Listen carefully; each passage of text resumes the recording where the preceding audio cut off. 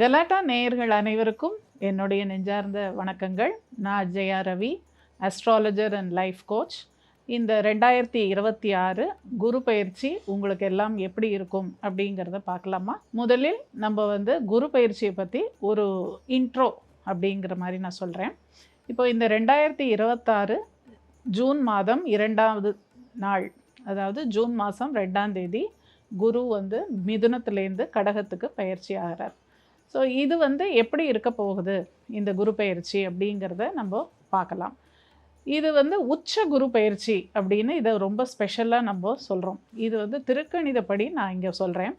வாக்கியம் அப்படிங்கிறது பொதுவாக கோவில்களில், மற்றபடி இந்த வீட்டில் பண்ணுற பண்டிகைகள் இதெல்லாம் வாக்கியப்படி பண்ணுவோம். பட் இந்த தனி மனிதன் ஜாதகத்துக்கு நம்ம பொதுவாகவே திருக்கணிதம் அப்படிங்கிறது தான் எடுத்துக்கிறோம். ஸோ இந்த குரு பயிற்சி எல்லா பயிற்சிகளையுடையும் ரொம்ப ஸ்பெஷல் அப்படின்னு நம்ம சொல்கிறோம். ஏன் அப்படின்னா, இந்த இடத்துல குரு கடகத்தில் உச்சமாக போகிறார். உச்ச குரு அப்படின்னாலே எல்லாருக்கும் நிறைய எதிர்பார்ப்புகள் இருக்கும். ஏன்னா இந்த இடத்துக்கு அவர் வரத்துக்கு 12 வருஷம் ஆகுது. ஸோ அந்த 12 வருஷத்துக்கு ஒரு தடவை அவர் வரக்கூடிய அந்த குரு பகவான் இங்கே உச்சமான நிலையில் என்ன மாதிரி பலனை கொடுப்பார் அப்படின்னு எல்லாருக்குமே ஒரு ஆவல் அப்படிங்கிறது இருக்கும். இந்த குரு இப்போ கடகத்தில் உச்சமாகும்போது இது ஒரு சிறந்த நிலை குரு பகவானுக்கு. இங்கே பலவிதமான மாற்றங்கள் நடக்கும். அதாவது தனி மனிதன் வாழ்க்கையாக இருந்தாலும் சரி, உலக அளவுலேயும் சரி, நிறைய மாற்றங்கள் அப்படிங்கிறது ஏற்படும். பெரிய டிரான்ஸ்ஃபர்மேஷன் அப்படின்னு சொல்லுவாங்க இல்லையா இங்கிலீஷில், அந்த மாதிரி. ஏன்னா இந்த குரு பகவான் இந்த ராசி சக்கரத்தில் அவர் 9 குடைய பாக்யாதிபதி அப்படின்னு சொல்கிறோம். அவரே 12 குடையவர், அந்த மோட்சஸ்தானத்துக்கும் அவரே அதிபதி. அப்போ அவர் கடகத்தில் உச்சமாகும்போது, கடகம்ங்கிறது நம்மளுடைய இந்த காலச்சக்கரத்தின் 4ஆம் இடம், சுகஸ்தானம் அப்படின்னு சொல்கிறோம். ஸோ அந்த சுகஸ்தானத்தில் அவர் உச்சமடையும் போது கண்டிப்பாக பல நல்ல விஷயங்களை செய்வார் அப்படின்னு ஒரு எதிர்பார்ப்போட நம்ம ஒவ்வொரு ராசிக்கா இப்போ பார்ப்போம். Nehru Group of Institutions, promoters of PK Das, deemed to be university. The Chennai Silks in Mega Summer Sale. Milky Mist Ice Cream. Taste the Milky Mist Ice Cream. மிதுன ராசி, மிதுன லக்னத்தில் பிறந்தவர்களுக்கு இந்த குரு பயிற்சி 2026 எப்படி இருக்கும்னு பார்க்கலாம். இப்போ மிதுனம் அப்படிங்கிறவங்களுக்கு ரொம்ப இப்போ ரிலீஃப் அப்படின்னு சொல்லலாம். ஏன்னா இத்தனை நாளாக ஜென்ம குரு அப்படிங்கும்போது நம்ம பொதுவாக இந்த பழமொழியிலலாம் சொல்லுவாங்க இல்லையா, ஜென்ம குரு வனவாசம் போவாங்கன்னு. இதெல்லாம் நம்ம பெருசாக இதுக்கு முக்கியத்துவம் கொடுக்க வேண்டாம். இருந்தாலும் உங்களுக்கு அவர் குரு பகவான் பாதகாதிபதி, மாரகாதிபதி அப்படிங்கிற ஒரு அந்தஸ்தில் தான் உங்கள் லக்னம் ராசியிலேயே உட்காந்துருந்தார். ஸோ இத்தனை காலம் நீங்கள் ரொம்ப கஷ்டப்பட்டுட்டு தான் இருந்திருக்கீங்க. பட் இப்போ உங்களுக்கு குரு பெயர்ச்சியாகி கடகத்துக்குள்ளே வரப்போகிறாரு. கடகத்தில் வரும்போது அவர் உச்சத்தில் போயிடுறாரு.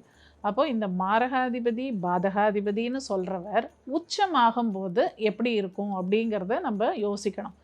ஸோ இங்கே தனஸ்தானத்தில் குரு உட்கார போகிறார். பொதுவாகவே குரு அமர்ந்த இடத்தை விட அவர் பார்க்கும் இடத்திற்கு பலம் ஜாஸ்தி, விருத்தி ஆகும் அப்படின்னு நம்ம சொல்கிறோம் இல்லையா. அப்போ குரு பகவான் தனஸ்தானத்தில் உச்சமடையும் போது அவர் வெவ்வேறு நட்சத்திரங்களில் சஞ்சாரம் செய்வார். முதலில் தன்னுடைய நட்சத்திரம் புனர்வசு நட்சத்திரத்திலேயே அவர் ட்ராவல் பண்ணுவார். அந்த காலம் உங்களுக்கு பணம் வர மாதிரி இருக்கும் டெஃபினட்டாக. ஏன்னா இது காலச்சக்கரத்தினுடைய 4ஆம் இடம், அதாவது சுகஸ்தானம். அந்த இடத்துல இந்த குரு பகவான் உட்காரும்போது கண்டிப்பாக உங்களுக்கு ஒரு வருமானம், பணம், இன்கம் எல்லாமே உங்களுக்கு வரும். மேபி உங்கள் மனைவி மூலமாக கூட வரலாம். ஏன்னா அங்கே 7ஆம் அதிபதியாகத்தான் அவர் இங்கே உட்கார்றாரு. அப்போது மனைவி அல்லது பிஸ்னஸ் பார்ட்னர்ஸ் அப்படிங்கிற மாதிரியும் நம்ம சொல்லலாம். ஸோ இப்போ அவர் அங்கே உட்காந்து எந்தெந்த பாவங்களை பார்க்க போகிறார் அப்படிங்கிறதையும் நம்ம பார்ப்போம். அவர் 6ஆம் இடம் அப்படிங்கிற ருண ரோக சத்ருஸ்தானத்தை பார்க்க போகிறார். அப்போ அந்த 6ஆம் இடத்துக்கு உண்டான சில தீய விஷயங்கள் இருக்குது. ஆனால் அதை கண்டு நம்ம பயப்பட வேண்டாம். இதை எப்படி சரி செய்யணும் அப்படிங்கிறதையும் உங்களுக்கு சொல்கிறேன். 6ஆம் இடம் அப்படிங்கிறது உழைப்பும் அங்கே தான் இருக்குது. அங்கே தான் நம்மளுக்கு சத்துருக்களும் அங்கே தான் இருக்காங்க. நம்மளோட கடன் இந்த மாதிரி விஷயங்களும் அங்கே தான் இருக்குது. நோய் நொடியும் அங்கே தான் இருக்குது. அப்போ குரு பார்க்கும்போது அந்த விஷயத்தை பெருசு பண்ணுவார்னு தானே நம்ம சொல்கிறோம்.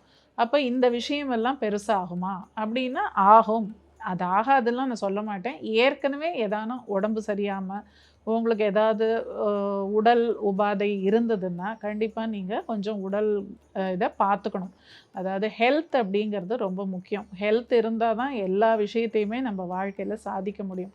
அதனால் ஆரோக்கியத்தை கொஞ்சம் பார்த்துக்கோங்க. ஏதோ ஒரு சின்ன பிரச்சனை உடம்புல இருக்குதுன்னு உங்களுக்கு தெரிஞ்சதுன்னா உடனே அதை நீங்கள் அதில் உங்களுக்கு கவனம் வேணும் அப்படிங்கிறத இங்கே வலியுறுத்தி சொல்கிறேன்.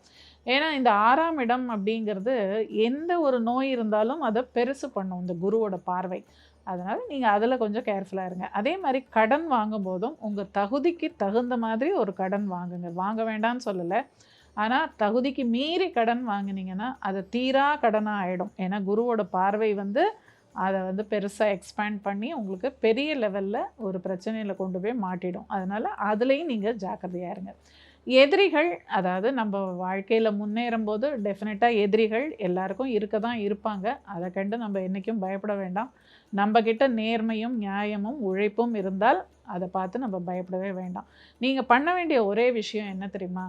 இந்த பிரச்சனையெல்லாம் எனக்கு வரக்கூடாது, நான் சந்தோஷமாக இருக்கணும், ஹாப்பியாக இருக்கணும்னு நினச்சிங்கன்னா கடினமாக உழைக்க தயாராகுங்க. யார் ஒருவர் உழைக்க தயாராகிறீர்களோ உங்களுக்கு குரு பகவானோட பார்வை அப்படிங்கிறது கெடுதல் பண்ணாது, நிச்சயமாக உங்களுக்கு நல்லதை பண்ணும். உழைப்பே உயர்வை கொடுக்கும் அப்படிங்கிறது நமக்கு எல்லாருக்கும் தெரிஞ்ச விஷயம். ஸோ அது மாதிரி நீங்கள் அந்த பாவத்தை உங்களுக்கு சாதகமாக ஆக்டிவேட் பண்ணிட்டீங்கன்னா இந்த விஷயங்கள், கெட்ட விஷயங்கள் உங்களுக்கு உங்கள் பக்கத்தில் கூட வராது. ஸோ இந்த 6ஆம் பாவத்தை இப்படி ஒரு இதுவாக நீங்கள் சரி பண்ணிக்கலாம். அடுத்தது அவர் பார்க்க போகிறது 8ஆம் பாவத்தை பார்க்க போகிறார். அப்போ 8ங்கிறதும் அகெயின் நமக்கு தீமைகளை கொடுக்கக்கூடிய பாவம் தானே.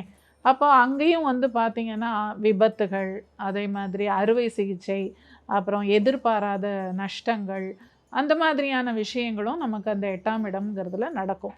ஸோ அதையும் நீங்கள் சரி பண்ணிக்கணும் அப்படின்னா படிக்கிற குழந்தைங்க என்ன பண்ணலாம், ஆராய்ச்சி படிப்பு, ரிசர்ச் ஓரியன்ட் எஜுகேஷன் ஏதாவது நீங்கள் படிச்சிங்கன்னா, அதுவும் தொழில் சார்ந்த கல்வி அப்படின்னு ஒன்று இருக்குது இல்லையா, ஒகேஷ்னல் எஜுகேஷன், அந்த மாதிரியான ஒரு படிப்பு படிக்கலாம். படித்து ஒரு ரிசர்ச் ஓரியன்டாக நீங்கள் போனீங்கன்னா அகெயின் அந்த 8ஆம் பாவத்தை நீங்கள் வேறு விதமாக உங்களுக்கு சாதகமாக ஆக்டிவேட் பண்ணிடுறீங்க.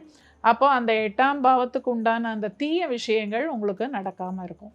ஸோ இது மாதிரி சில யுக்திகளும் நான் உங்களுக்கு சொல்கிறேன். ஸோ இந்த 8ஆம் பாவத்துக்கு உண்டான தீய விஷயங்கள் உங்களுக்கு நடக்கக்கூடாது அப்படின்னா அந்த 8ஆம் பாவத்தில் உள்ள நல்ல விஷயங்களை எடுத்து அதை நீங்கள் ஆக்டிவேட் பண்ணுங்கள்.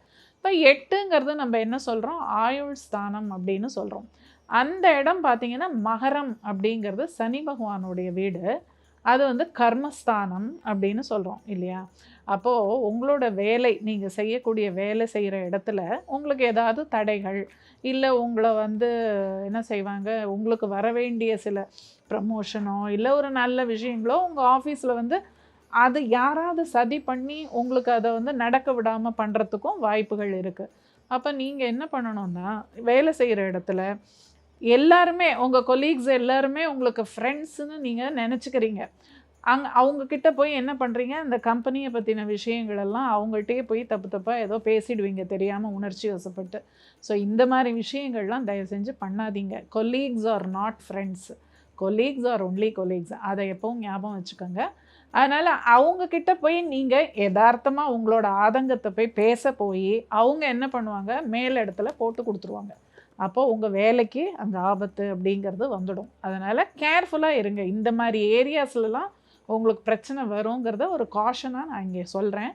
அதை பார்த்து நீங்கள் யாரும் பயப்பட வேண்டாம். இது எல்லாருக்கும் நடக்கக்கூடிய விஷயம்தான். பட் நம்மளுடைய மிதுனத்தில் பிறந்துட்டு நீங்கள்லாம் பயப்படலாமா? உங்களோட புத்திசாலித்தனம் தான் உங்களுடைய முதலீடே. நீங்கள்லாம் பயங்கர அதிபுத்திசாலிகள், காற்றின் வேகத்தில் செயல்படக்கூடியவர்கள் நீங்கள்லாம். அப்போ கண்டிப்பாக இந்த மாதிரியான ஒரு சிக்கலில் போய் தெரியாமல் மாட்டிக்காதீங்க. ஏன்னா இந்த கிரகங்கள் நம்ம எவ்வளோதான் புத்திசாலியாக இருந்தாலும் அது செய்ய வேண்டிய சில வேலைகளை அது செஞ்சுக்கிட்டே தான் இருக்கும். அந்த ராசி மண்டலத்துக்குள்ளே இந்த உருண்டோடும் 9 கிரகங்களும் அதன் வேலையை, கடமையை சரியாக செய்யும். அந்த கிரகங்கள் சரியாக தன் கடமையை செய்யும் பொழுது நம்முடைய கடமை என்ன அப்படிங்கிறத நம்ம இங்கே ரியலைஸ் பண்ணணும். அதுதான் இங்கே ரொம்ப முக்கியம். அதே மாதிரி உங்களுடைய குரு பகவான் இங்கே உச்சம் பெற்று அவர் 10ஆம் பாவம்ங்கிற உத்தியோக பாவத்தையும் பார்க்க போகிறார், கர்மஸ்தானத்தையும் பார்க்க போகிறார். அங்கே ஏற்கனவே சனி பகவான் உட்காந்துருக்கார். அப்போது இத்தனை நாளாக உங்களுக்கு ஒரு தொந்தரவை கொடுத்துட்டு இருந்த சனி பகவான் கூட இப்போ நல்லவராக மாறிடுவார். ஏன்னா இந்த குருவோட பார்வை அப்படிங்கிறது அவ்வளோ விசேஷம். அப்போ அந்த 10ஆம் இடம்ங்கிற கர்மஸ்தானத்தை அவர் பார்க்கும்போது, சனி பகவானும் அங்கே உட்கார்ந்துருக்கும்போது நிச்சயமாக உத்தியோகத்தில் சில மாற்றங்கள், சில டிரான்ஸ்ஃபர்மேஷன்னு சொல்லுவாங்க இல்லையா, அதாவது முற்றிலும் ஒரு புதிய விஷயத்தை நீங்கள் செய்ய ஆரம்பிப்பீங்க. நிறைய விஷயங்கள் உங்களுக்கு சாதகமாக கூட அமையும். ஸோ கூட்டி கழித்து பார்த்தா இதில் கெடுதலும் இருக்குது, நல்லதும் இருக்குது. பட் நம்ம எப்படி அதை வந்து பிளான் பண்ண போகிறோம், நம்ம வாழ்க்கையை வந்து பிளான் பண்ணுறது நம்ம கையில். அஃப்கோர்ஸ் கிரகங்கள் வந்து நம்மளை விட ரொம்ப பவர்ஃபுல் தான், அதெல்லாம் இல்லைன்னு சொல்ல. பட் இருந்தாலும் நீங்களும் வந்து கொஞ்சம் கேர்ஃபுல்லாக இந்த சிச்சுவேஷன்ஸை ஹேண்டில் பண்ணணும். ஸோ மிதுனத்துக்கு வந்து எப்படின்னா, ஏதோ ரொம்ப குரு பகவான் வந்து தனஸ்தானத்தில் உச்சமாயிட்டார் அப்படிங்கிறதுனால நிறைய நன்மைகளை கொடுத்துருவார் அப்படிங்கிற ஒரு ஃபேண்டசிக்குள்ளெல்லாம் இருக்க வேண்டாம். கொஞ்சம் ஜாக்கிரதையாக இருக்க வேண்டிய காலம்தான். பட் இருந்த போதிலும் உத்தியோகத்தில் எந்த ப்ராப்ளம்லாம் இருக்காது. அதை நம்ம கரெக்டாக பிளான் பண்ணிட்டோன்னா நல்லாயிருக்கும். அதே மாதிரி குழந்தைங்களுக்கும் அதே மாதிரி தான் சொல்கிறேன். படிக்கிற குழந்தைங்களுக்கு இந்த 6ஆம் பாவம் 8ஆம் பாவம் அப்படிங்கிறதெல்லாம் கொஞ்சம் டிஸ்ட்ராக்ஷன்ஸை கொடுக்கும்.